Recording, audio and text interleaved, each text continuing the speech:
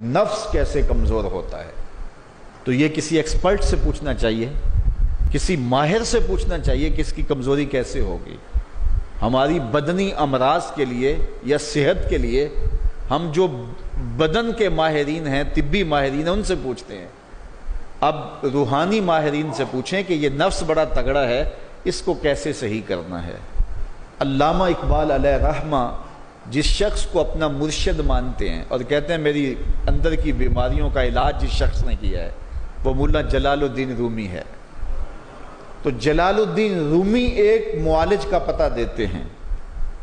بعض اوقات ہمیں کوئی مسئلہ ہوتا ہے تو ہم کسی اپنے ڈاکٹر دوست سے پوچھتے ہیں کہ یار آپ کی نظر میں کون سا اچھا ڈاکٹر ہے جو ہمارے اس مرض کے لیے ہو، کہ ڈاکٹر آگے جس ڈاکٹر کا پتہ بتائے گا پھر وہ باکمال ہی ہوگا نا۔ تو عام آدمی تو ہو سکتا ہے کسی عطائی کا پتہ بتا دے، وہ کہتا ہے مجھے فلاں جگہ سے دم کروایا، مجھے اس سے دم آ گیا، تو ہم دم کروانے بھاگ جائیں گے۔ یہ ایسے ہی ہوتا ہے نا کہ لوگ وقت ضائع کر دیتے ہیں ان چکروں کے اندر اور بیماری کے منہ میں۔ وقتی طور پہ تھوڑا سا نفسیاتی طور پہ وہ ٹھنڈے ہو جاتے ہیں، جب انہیں کوئی دم شم ہو جاتا ہے تو وہ کہتے ہیں نا میں ٹھیک ہوں، لیکن بیماری اندر پھیلتی رہتی ہے، وہ ڈاکٹر کے پاس جاتے نہیں پراپر، اور پھر بیماری اتنی پھیل جاتی ہے پھر علاج نہیں ہوتا۔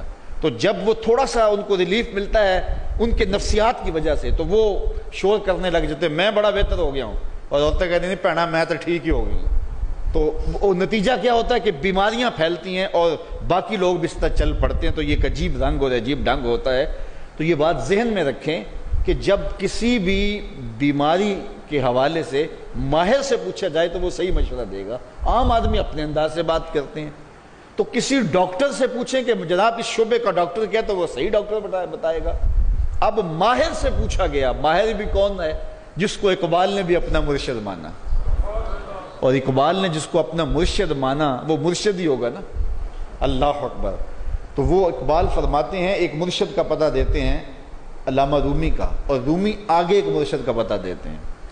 ہفت شہر عشق را عطار گشت ماں ہنوز اندر خمیں یک کوچام۔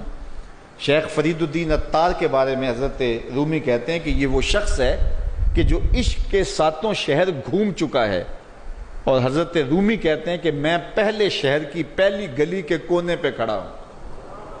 اب شیخ فرید الدین کس مرتبے کے شخص ہیں؟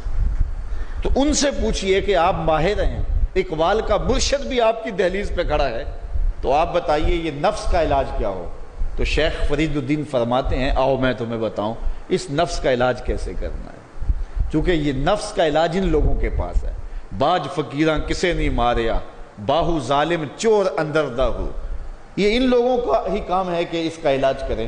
تو شیخ فرید الدین فرماتے ہیں نفس نتواں کش اللہ باسے چیز بات گوئم یاد گیرش اے عزیز۔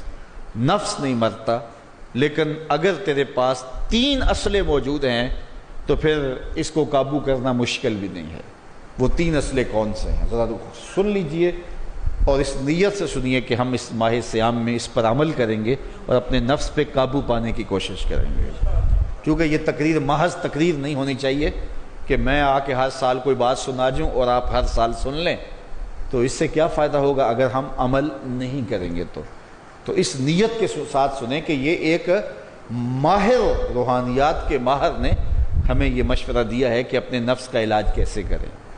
تو کہتے ہیں نفس نہیں مرتا مگر 3 اسلحے ہوں تو ٹھہرتا بھی نہیں ہے۔ پہلا اسلحہ خنجر خاموشی، خاموشی کا خنجر۔ دوسری بات شمشیر جو، بھوک کی تلوار۔ اور تیسری بات نیزائے تنہائی اور ترک ہجوم، اور ایک تنہائی کا نیزہ۔ کہتے ہیں 3 اسلحے اگر تمہارے پاس ہیں تو یہ نفس قابو میں آ جائے گا۔ خاموشی کا خنجر، بھوک کی تلوار اور تنہائی کا نیزہ۔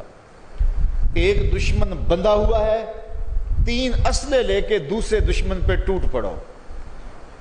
ماہ صیام میں بھوک تو پہلے ہی کاٹنی ہے، لہٰذا یہ جو ہے وہ بھوک کا ہتھیار بھی اس کے اوپر جو ہے وہ کارگر ہو گیا۔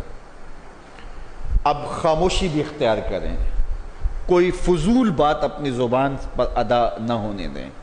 میرے حضور نے فرمایا اگر تم سے کوئی الجھے، کوئی لڑے، کوئی بحث کرے تو تم اسے کہہ دو انی صائمن، جا بابا معاف کر میں نے روزہ رکھا ہوا ہے۔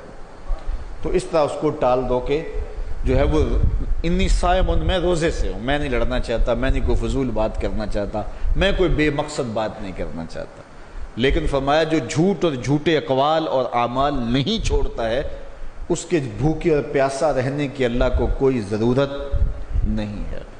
تو خاموشی اختیار کی جائے. اور تیسری چیز العافیت فی العزلہ، تنہائی میں عافیت ہے، اور یہ ہمیں اختیار کرنا چاہیے. حضرت شاہ نقشبند بخاری علیہ رحمہ فرماتے ہیں فقیر کے لیے بہترین جگہ مسجد ہے یا پھر اپنے کامل شیخ کی صحبت ہے، اور تیسری چیز تنہائی ہے، اور چوتھی جگہ سوائے ہلاکت کے اور کچھ نہیں ہے. اس لیے ہمیں کہا گیا بازار میں دیر سے جاؤ جلدی واپس آ جاؤ، مسجد میں جلدی جاؤ دیر سے واپس آؤ. تو بہترین جگہیں مساجد ہیں. کامل پیر اگر کسی کو مل جائے، آج تو اس دور میں کامل کا تلاش کرنا بھی ایک مسئلہ ہے، لیکن جن لوگوں کے انفاس کی خوشبو سے دلوں کی تربیت ہوتی ہے وہ مفقود نہیں ہوئے، اگرچہ تھوڑے ہیں، اگر طلب سچی ہو تو مل ہی جاتے ہیں. تو تیسری چیز فرمایا تنہائی، عافیت عزلت میں.